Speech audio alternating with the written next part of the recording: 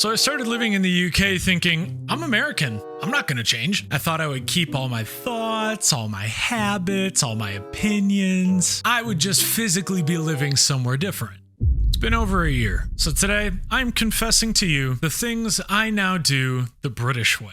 And I don't think I'm going back. My name is Russell, and the first thing that I do the British way now is speak. I've begun adopting British words for pretty much everything. I think the first thing I started doing was saying cheers instead of thank you. That one makes me feel pretty British. There's also saying sorry, like, a lot. The British tend to over-apologize for things, but even just saying sorry to get someone's attention, like, sorry, you dropped your bag. Mate is another one. Saying mate, calling really anybody mate. It means friend here, but it's like a more casual version of friend. Like, I'll call people mate that I don't even know. Cheers, mate. But it'll be the guy at the post office who just took my package, you know? But the hardest British phrase for me to get in the habit of saying is all right or you all right. That's because this is a greeting here in the UK. Back home in America, that's what you ask someone if you're concerned about their well-being. I was very uncomfortable hearing that when I first started coming to the UK because a total stranger wanted to know how I was doing. I didn't want to be rude and not tell them, but in telling them how I'm actually doing, now things are just awkward. People don't actually care how you're doing. The way I cope with this is, you all right, is basically the British equivalent to how's it going or how you doing as a greeting in America. Another thing I do the British way is get around. Huh? That sounds a bit weird. I mean, like transportation, like how I physically get around. And that is mostly by walking. That's not just because I don't have a car.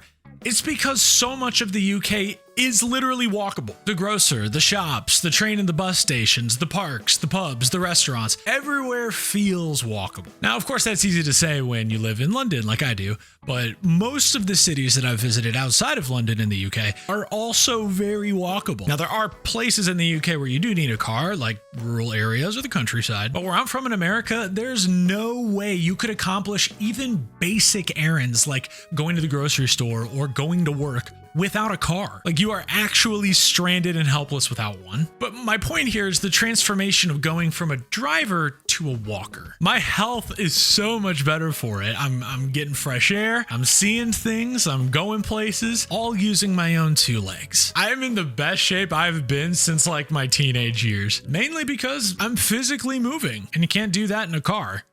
Unless you're Fred Flintstone, of course. Now, this last thing that I do the British way was one that I really wasn't expecting. Like, I had no idea that there was such a difference between how Americans and the British do this one thing. And that thing is use cutlery. Now, I know it's a crazy concept that people from different countries do things differently from one another, but this one's just hilarious to me because here in the UK, you are viewed as an absolute savage for not pointing your fork the right way as you put it into your mouth. Or if you indulge in the classic American habit of cutting your food with the side of your fork instead of a knife. And don't even get me started on how to place your cutlery on your plate once you're done eating. A few months ago, I got chewed out in the comment section of a video I put on TikTok where I put my fork and knife next to each other, but the knife wasn't facing the right way, apparently. Obviously, an issue that's going to cause wars, famine, poverty, really the destruction of civilization as we know it. Now, I don't take this one terribly seriously, and I really do respect that it's part of a grander picture when it comes to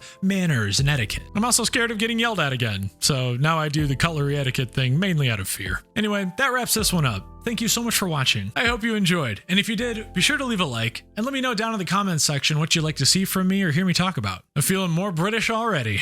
See you next time.